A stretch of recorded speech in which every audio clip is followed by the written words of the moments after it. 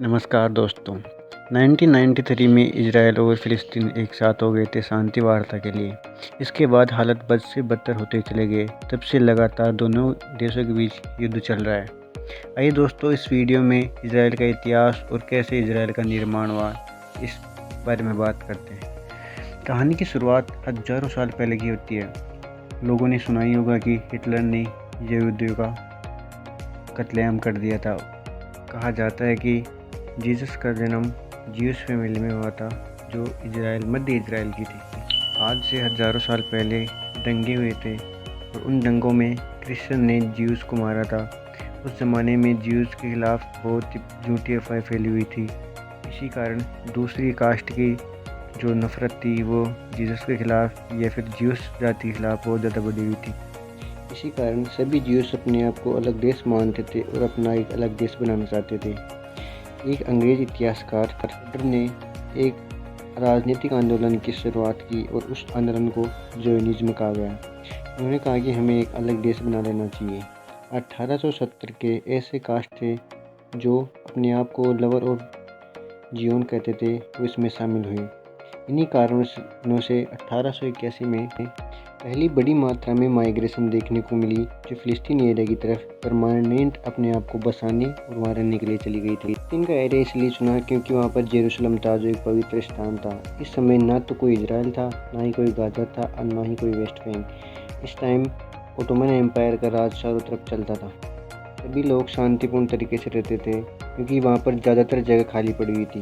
बात करते हैं 1915 की। वर्ल्ड वॉर चल रहा था। अंग्रेज़, फ्रेंच और मुस्लिम ओटोमन एम्पायर के खिलाफ लड़ रहे थे। ब्रिटिश बड़ी चालाकी से कहते हैं कि अरब क्षेत्रवासियों को कि तुम हमें ओटोमन एम्पायर को हराने में मदद करो, हम तुम्हें फ़िलिस्तीन दे देंगे।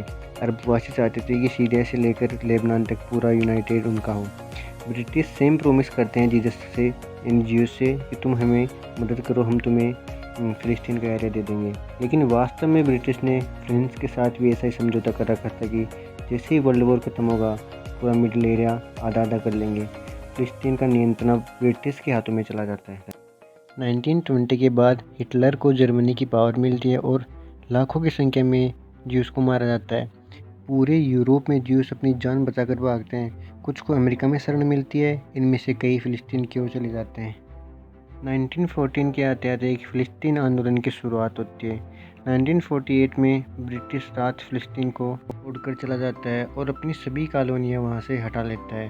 अब फ़िलिस्तीन का संपूर्ण नियंत्रण यूनाइटेड नेशन के पास चला जाता है। यूनाइटेड नेशन अपने प्लान में 55% एरिया ज्यूस को और 43% एरिया अरब स्टेट के लिए रखता है। जेरूशलम बहुत ही मुख्य एरिया होने के कारण वो इंटरनेशनल नियंत्रण में रहता है। जिससे सभी शर्तें मान लेते हैं और एक नए देश की शुरुआत यानी इजराइल की शुरुआत करते हैं। लेकिन बाकी अरबी देश ये बिल्कुल भी सहमत नहीं होते इस समझौते से और वो इजराइल के खिलाफ जंग छेड़ देते हैं। इस जंग को नाम दिया जाता है first Arab Israel war of 1948। और हैरानी की बात तो है कि इजराइल ये जंग आसानी से जीत जाता है। 1949 में जंग खत्म होती है तो यूएनओ के प्लान के हिसाब से जो एरिया इजराइल के पास था उसके ज़्यादा इजराइल देश ने अरबी क्षेत्र जो अपना उस पर कंट्रोल किया था उस पर नियंत्रण कर लेता है। 1968 में सेकेंड अरब इजराइल वॉर होती है और इस वॉर को इजराइल ने 6 दिन में जीत लेते हैं और इजराइल आसानी से गाज़ा पट्टी, हमास और वेस्ट बैंक और आधे इजिप्ट पर कब्जा कर लेता है।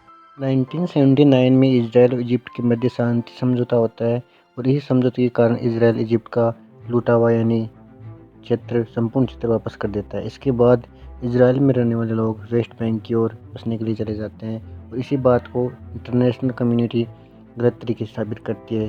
वास्तव में 1996 में फ़िलिस्तीन के पास कुछ टुकड़े बचते हैं।